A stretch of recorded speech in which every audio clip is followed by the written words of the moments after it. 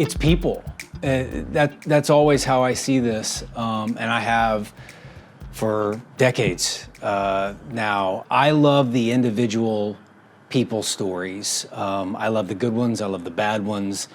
I love the bad ones that turn into good ones. That's obviously my favorite, and I think that's what most people like seeing. There's so many people.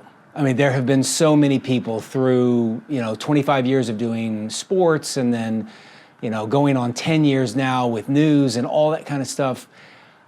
The things that hit, the ones that I remember most, are the ones that made me so emotional.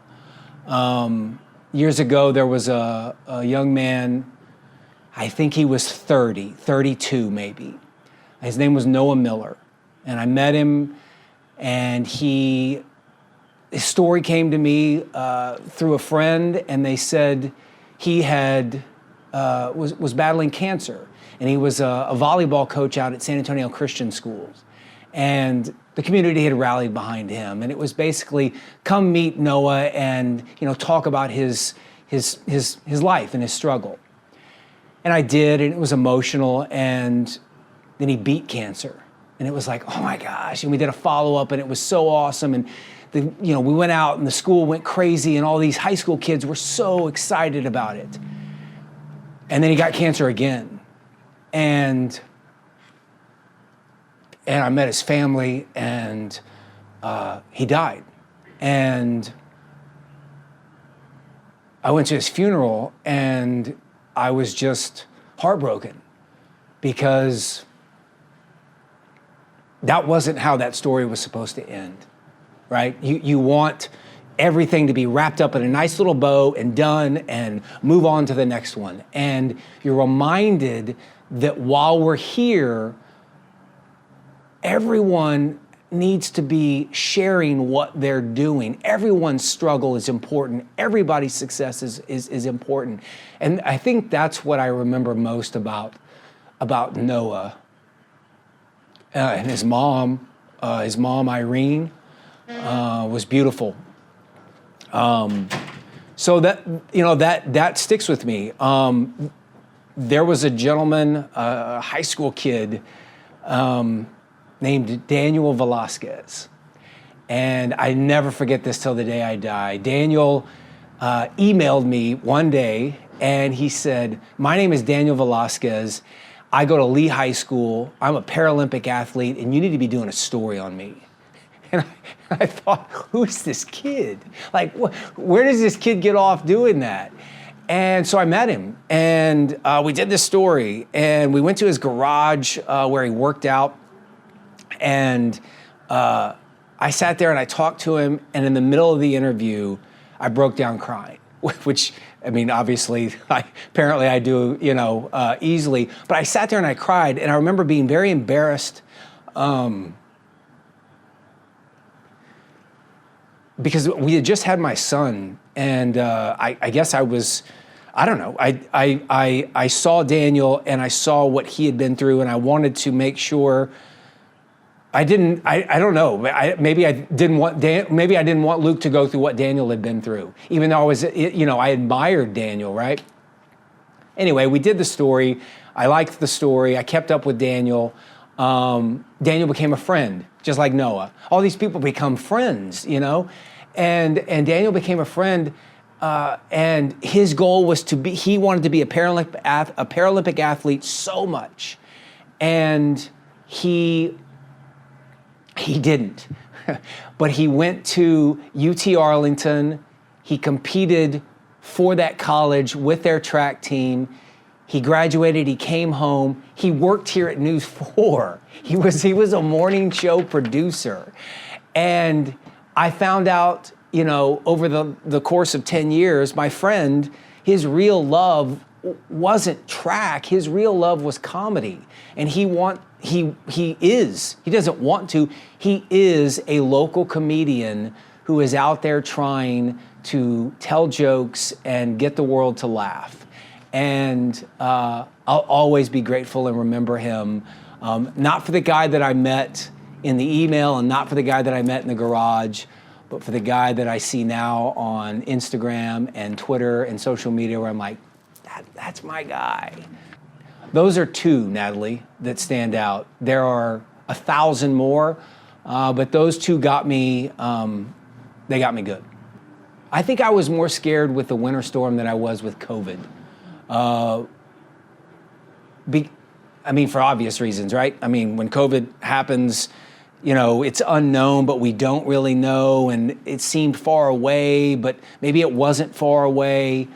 And it just went on, and the fatigue. Whereas the winter storm was, wow, this is us, and this is our city, and I can see the highway shut down, and I have no idea how I'm going to get home. And like so many of us, and maybe our viewers know this, or maybe they don't. We all spent the night here at the station or a hotel, motel that was nearby for a week. And a lot of us didn't have a chance to go home and see our families. And I didn't get to see my kids. And I knew they were safe. I wasn't worried about them. Where they were, they had power, unlike so many. But I remember my mom was in a nursing home, which lost power for a while. I remember being tired because we were on the air all the time, and I was so angry. I went on the air and I lashed out, which is like, that's broadcasting 101 no-nos. That is the anti of being a journalist. But what it was I was being a human, and I was being a son, and I was being a father and a husband, and I was being a San Antonian, and I was worried about people, and I was worried about me, I was worried about us. It wasn't all selfless. There was a lot of selfishness there, and I ranted and raved, and people said, man, that's awesome. You were speaking for us. And I think the misnomer about that is, while I appreciate those kind words, I was just speaking for a woman that I was worried about, who just happened to be my mom. If it got the power turned on in one home, then great. But I think that story, more than anything, stands out because I remember that Friday and being told the ice is melting, we can get back on 410, you can go home. And I just thought, just the little things, right? They always say when something breaks and the little things go away, those are the things that you take for granted the most. And the idea that you could work a 15-hour shift and then get in your car and go home and be so grateful for, I've never loved a weekend more than I think that weekend of February of 2021. Mm. And then the after effect of every time it got cold and every time it's frozen since, everybody freaks, and rightfully so. And it's our job to go on the air and say, everything's fine, even though we're not always sure that everything will be fine. I never wanted to be, I never was. I'm never going to be the smartest guy in the room. That's never going to happen with me. And I'm okay with that. What I want viewers to know about me is that I'm always going to give you everything I have. Good, bad, I'll stumble, I'll make mistakes, I'll admit those mistakes, I'll go on the air and say I've made those mistakes. And if that's good enough for you, then I'll see you on the air every morning. And when it's not, then they'll tell me to leave. But we're never going to have all the answers. We can't tell you that we are. We're never going to always be right. I wish we were, but we aren't. We're human. But we can always come at this with a genuine love for telling stories and making sure that you're informed, making sure that you know what you need to know, making sure that you have all the information that then you in turn can make the right decision for you and your family. That much we can promise. That much we can say. We will do everything we can in our power to make sure that we do that every single day. I mean, I grew up here. I went to Lee High School. I went to Trinity. I got an internship at what was KMOL at the time in 1993. And then I graduated in 94 and I didn't have a job and I had no place to go. And I called Don Harris and I said, can I get an internship again? And he said, yeah, come on. And I've told the story 1,000 times, so apologies to folks who've heard it, but Don drove a white Prelude, and we were in the parking lot of Trinity, which is where the Houston Oilers at the time were having their training camp. And he sat there and he told me, I'm just imagining him telling me this. He said, man, if you want to be a sportscaster, show up every day and I'll teach you everything. And I did. I became his weekend producer, and then over the years, I became his partner. He's my mentor and he's my brother and he's my father figure in many ways. You talk about stories that we've covered and stories that I'll remember. You know, we were front row for 4 of the 5, Spurs championships. And the great thing about that is not that they won the championship. It is, but it's not a sports story because, the city shuts down, people go down, we've seen the video, they honk, they go crazy, the car flags, all that kind of stuff. That's what sports to me was always about. It was about emotion. I mean, I hear myself over and over again, stories are about what you feel. It's not what you know, it's about what you feel. It's about how I make you feel. If I can sit down here and talk to you about something and get your attention for 2 minutes, 5 minutes, or 30 minutes, then I've told a pretty good story. And for those who've said, yeah, for 30 years, I like the way he tells the story. I'm grateful for that. Yeah, so I started it with a producer that we had a couple of years ago, Ali Rodriguez, and then I've continued it through. And I remember I pitched it to Clarissa, and I said, "Hey, let's do this." And she was, I don't want to be in front of the camera, And I said, "Well, it's the internet." That was, which to an old guy like me is like, is anybody even watching this? Like, is anybody watching this? But then a lot of times you'll hear, I was like, but it's a way to market our show. It's a way to pitch our show, to a different audience. But then I think what it really does is it gives folks, like those videos in the morning are, less than 4 minutes, but it gives you an idea of who's, pardon the pun, I really didn't mean this, who's working for you? Like, who's working for you? Clarissa gets up in the morning, in the middle of the night, she comes here at midnight, and she's working all morning long to make sure that 6 a.m. show is ready to go. Well, don't you want to know who's doing that? Like, don't you want to trust her? I mean, you know me because you've seen me, but I don't know, the viewer doesn't know her.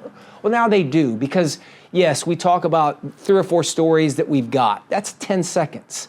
The remaining 3 minutes and 30 seconds is fluff that I think is the most important stuff in the morning, because again, it goes back to who are we and how do we make you feel? And if I like her, if I like him, if I like you, maybe I'll listen to you.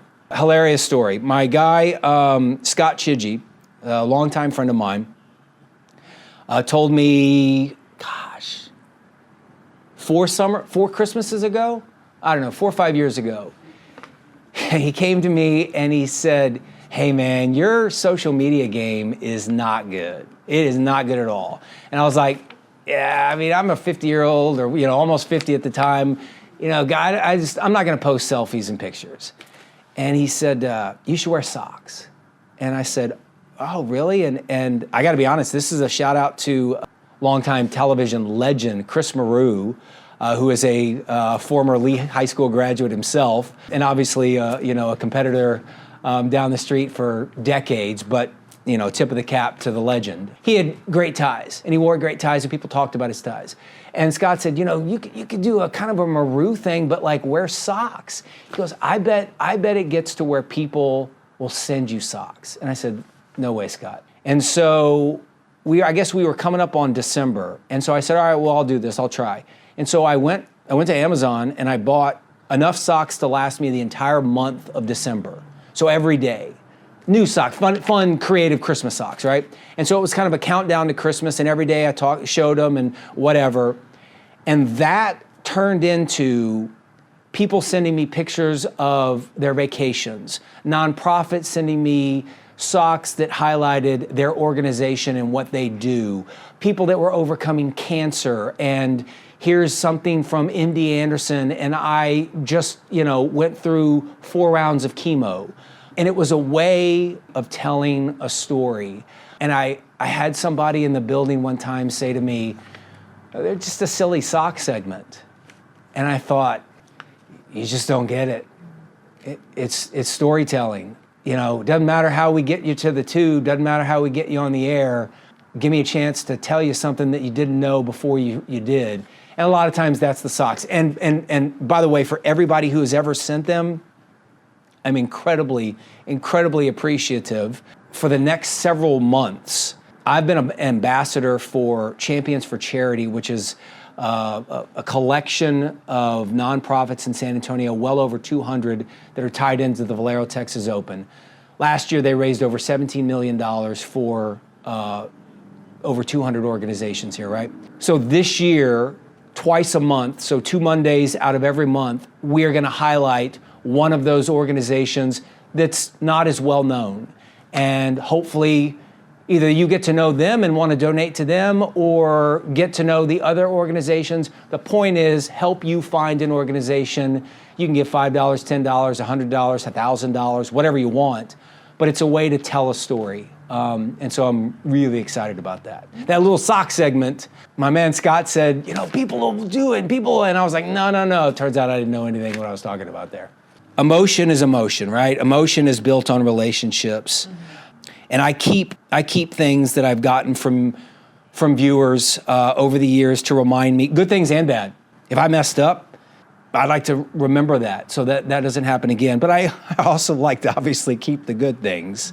And there was a woman, a daughter named Julie, that would message me all the time, every year, and she would ask about Fiesta medals. And she would ask about them. She always asked if I could mail her a News 4 Fiesta medal for her mom. And her mom was in poor health, but she liked watching us and she liked the medals, and so we did. And so I got this last year, and it means a lot. Hi, David. I wanted to let you know my mom passed away this morning. I feel like you've been on this journey with us, so I felt like it was only right that I let you know. She loved seeing you and the whole News 4 team every day, no matter where you are. Whether we were at home or we were in the hospital or we were in the rehab center, you guys were always part of our lives. Thank you for that. Thank you for being part of our mornings and our afternoons and our evenings, including this one. Even though she's already passed, the TV was on News 4 this morning, and I'd like to think that she knew that in her own way. You guys are special and forever in our hearts, and I know my mom is watching. And, that's why we do this, right?